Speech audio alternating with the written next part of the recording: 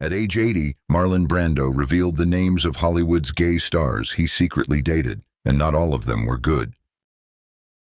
In 2004, when Marlon Brando, at age 80, through personal recordings later revealed in the 2015 documentary Listen to Me, Marlon, hinted at his secret same-sex romances. It wasn't a direct interview, but the words he recorded, those genuine confessions, stirred up a wave of public opinion. He mentioned Wally Cox, his closest friend, the one he once said, "If Wally were a woman, I would marry him, and we would live happily ever after." And then other names gradually emerged, romances that weren't just fleeting, but full of passion, full of secrets, in a Hollywood where homosexuality was still taboo. Marlon Brando was born in 1924 in Omaha, Nebraska, a boy who grew up in an unstable family. His father, Marlon Brando Sr., was a violent salesman, an alcoholic, always belittling his son. "You'll never amount to anything," he would often say. And those words cut into the young soul of Brando like a knife. His mother, Dorothy Julia Pennebaker, a failed stage actress, was also an alcoholic and abandoned the family when Brando was just 4 years old. Can you imagine? A child left amid two addicts, without real love. The family moved to Evanston, Illinois, and then the maid named Ermi entered, seeming like a savior, but turning into a nightmare. She sexually abused Brando when he was young, sleeping naked beside him, letting him touch her body. In the 2015 documentary Listen to Me, Marlon, Brando confessed, "That made me detach from the real world." Those traumas, dear viewers, were not random.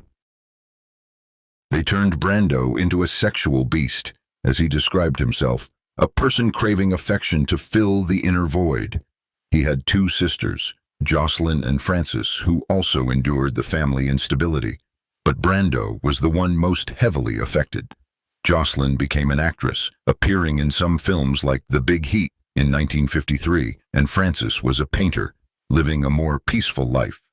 But Brando, with his rebellious nature, was expelled from Shattuck Military Academy in Faribault, Minnesota, for riding a motorcycle through the school hallways without finishing high school.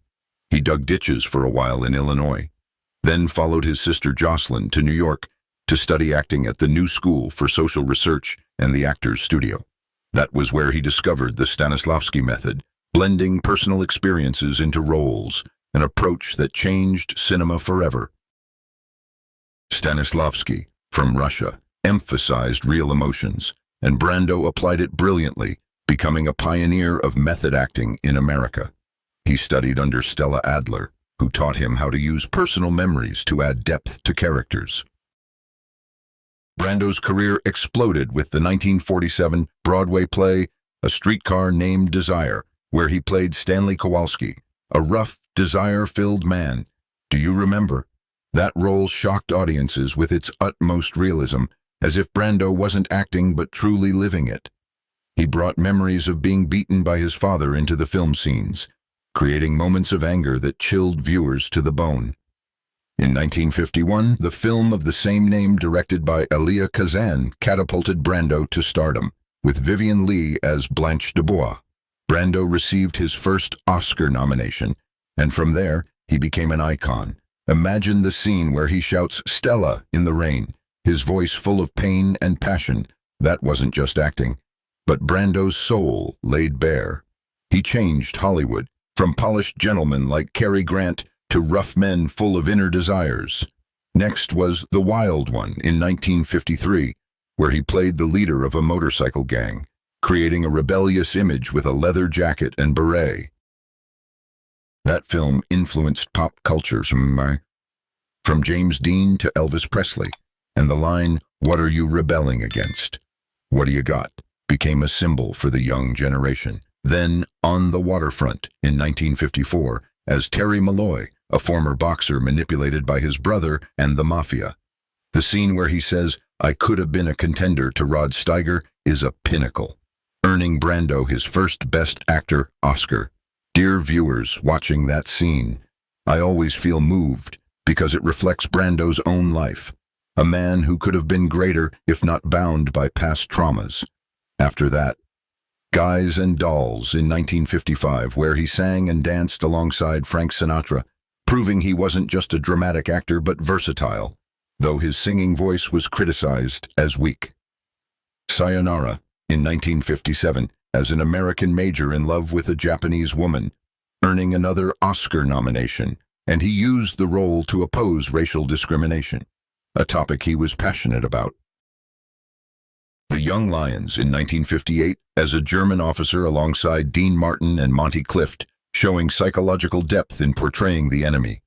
Then One-Eyed Jacks in 1961, the only film he directed, a dramatic western about revenge, originally to be directed by Stanley Kubrick, but Brando took over. Mutiny on the Bounty in 1962 as Fletcher Christian, where he met his third wife, Tarita Terry Paya. But the film was full of scandals due to Brando's high demands, leading to budget overruns. And the peak, The Godfather in 1972 as Vito Corleone, earning $3.7 million USD in just 13 days. But he refused the Oscar to protest Hollywood's portrayal of Native Americans. Last Tango in Paris in 1972, with the controversial butter scene, where director Bernardo Bertolucci and Brando decided not to inform Maria Schneider beforehand, leading to criticism of abuse. Apocalypse Now in 1979 as Kurtz, with the immortal monologue The Horror, The Horror, filmed in the Philippines amid difficulties. Brando arriving late and obese, forcing Francis Ford Coppola to adjust. Brando also played in Superman in 1978 as Jor-El, earning $4 million USD for 10 minutes on screen. A record at the time. His career spanned 6 decades, with 2 Oscars, 2 Golden Globes, 3 BAFTAs, and an Emmy for Roots in 1979.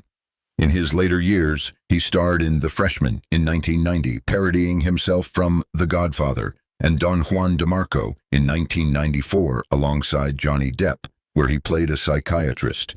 Brando also voiced the Godfather game in 2006 after his death, from old recordings.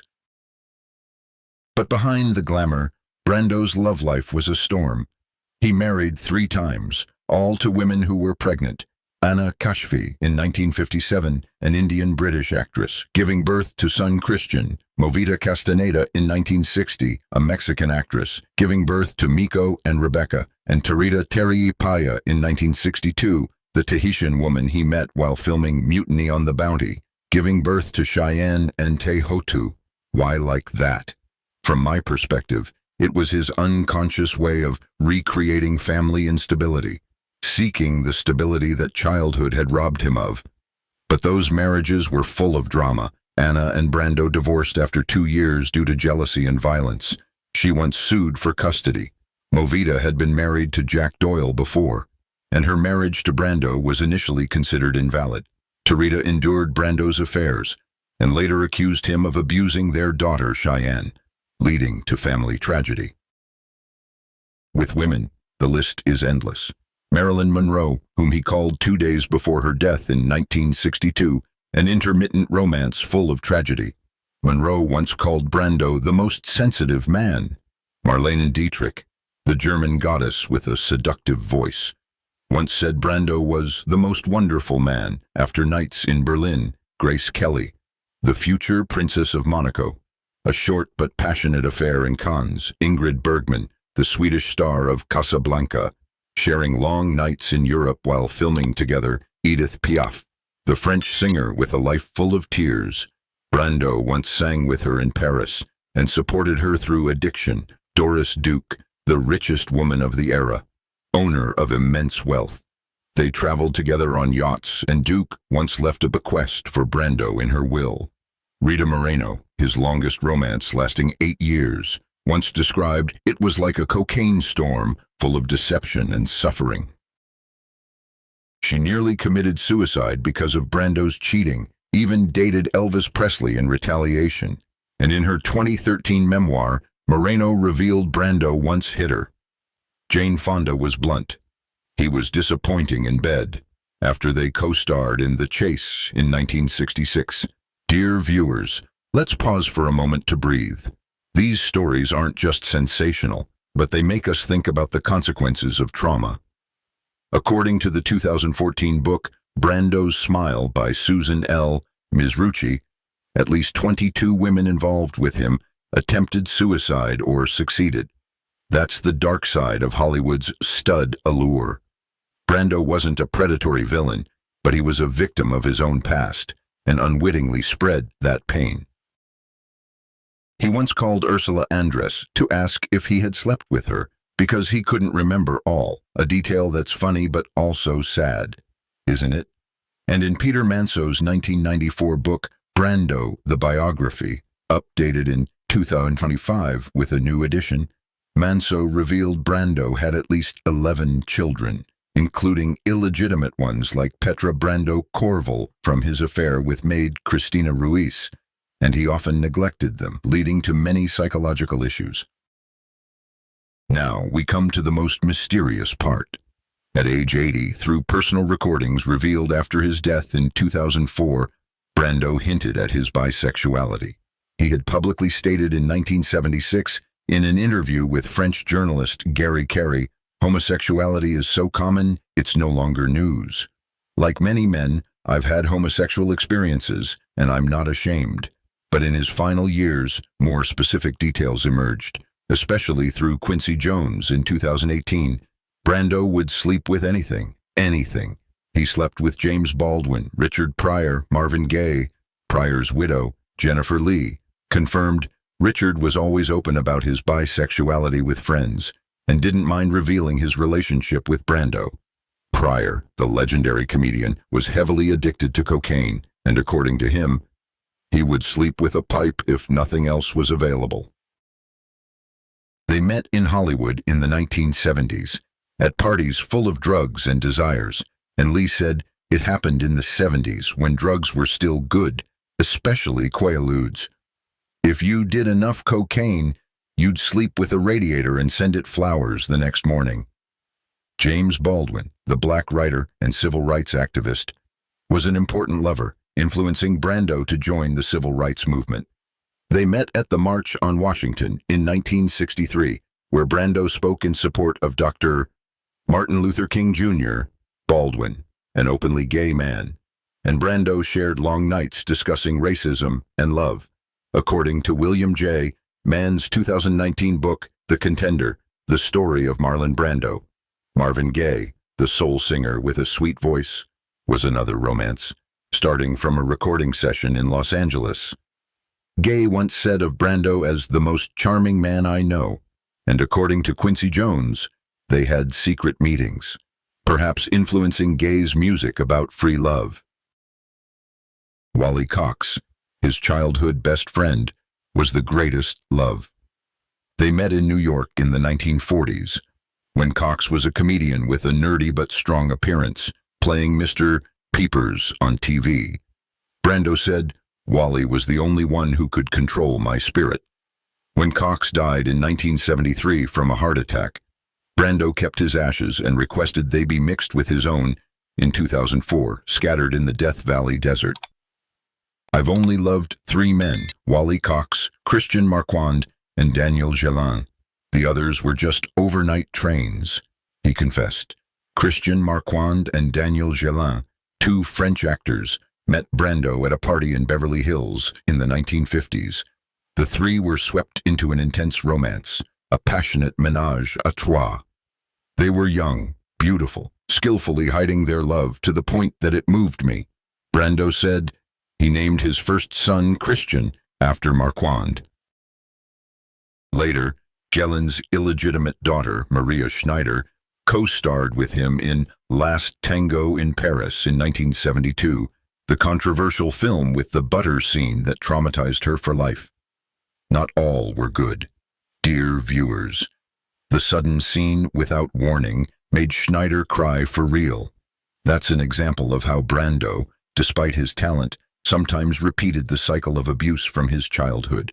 Schneider once said in an interview, "I felt mentally raped," and she became addicted to drugs afterward, dying in 2011 from cancer. Other names: Burt Lancaster, the action star, according to the Gay Influence blog. They had a relationship while filming together, like The Young Lions in 1958, where backstage tension led to passion. Laurence Olivier, the English legend. According to Quincy Jones in 2018, a short but intense affair in London when Brando was on stage.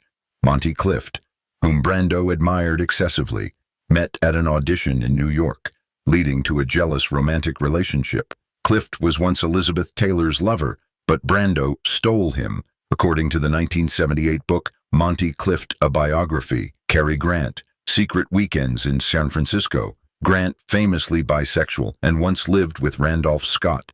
Brando admired Grant from his girl Friday, Rock Hudson, Hollywood's gay icon, though Hudson hid it until his death in 1985 from AIDS. But according to Diversity Rules magazine in 2019, Brando and Hudson had relations at private parties in Malibu. James Dean, whom Brando mentored in acting for Rebel Without a Cause in 1955, though the relationship was full of jealousy. Dean, bisexual like Brando, once said Brando was my idol and lover. And according to director Nicholas Ray, they had long nights in New York. Richard Pryor wasn't the only confirmed case. Pryor's wife detailed the nights they shared. And Rain Pryor, Pryor's daughter, initially denied but later admitted her father was bisexual.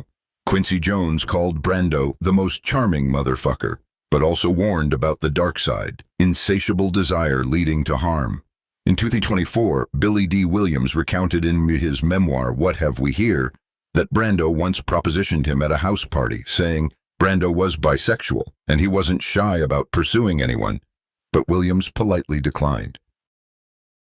And in 2025, in the article Marlon Brando Net Worth 2025, The Untold Story Behind the Godfather's Fortune on Newsbreak, they estimated Brando's estate at death was $26 million USD, but his romantic legacy remains a hot topic, with new articles on Hindustan Times and Daily Mail revisiting his gay affairs with Pryor and Baldwin.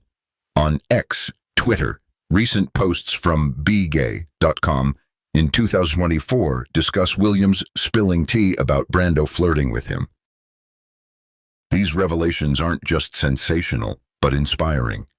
In the McCarthyism era, where homosexuality was hunted, Brando bravely came out. He teaches us that love has no boundaries and trauma can turn into strength. But it also warns, secrets sometimes carry pain. Not all romances were good. There was deception. There was harm. Like with Rita Moreno or Maria Schneider, who once said the film scene made her feel mentally raped. And in Man's the Contender, Brando is described as unashamed of sleeping with men or women. He felt free, but also lonely because society didn't accept it. Brando once told Michael Jackson in 1994, according to the 2019 podcast Telephone Stories, that Jackson might have had relations with men, making Jackson cry. But Brando advised him to face his sexuality. Brando wasn't just about romance, he was a leading social activist. In 1973, refusing the Oscar for The Godfather to send Sachin Littlefeather, a Native American activist, on stage, protesting the misrepresentation of them in films. Littlefeather read Brando's speech, was booed but later recognized in 2022 by the Academy. The Godfather, the classic 1972 film directed by Francis Ford Coppola, where Brando played Vito Corleone with puffed cheeks, inspired by real mafiosi like Frank Costello, and the horse head scene became iconic. He joined the March on Washington in 1963, standing beside Dr. King, and was arrested in 1964 for supporting native fishing rights in Washington state. Along with Jane Fonda, influenced by lovers like Baldwin and Gay, he supported the Black Civil Rights Movement, donating thousands of USD and speaking at Black Panther's funerals in 1968, where he called for peace. In 1968, he attended Martin Luther King's funeral, crying beside Coretta Scott King and promising to continue the fight. Brando also supported Jewish and Palestinian rights, bought Tetiaroa Island in the Pacific in 1960 to protect the environment, turning it into the eco-resort, the Brando Resort, today. In 1975, he supported the American Indian Movement, AIM, at Wounded Knee, camping with them and providing food. In 1994, he supported Nelson Mandela against apartheid. And in the 1990s, he opposed the Iraq War. From my perspective, Brando's activism stemmed from personal trauma. He hated injustice because he himself had been a victim of family and society. In Listen to Me, Marlon, he said, "I fight for the oppressed because I know what that feels like." He was also a vegetarian, loved animals, and once rescued stray dogs.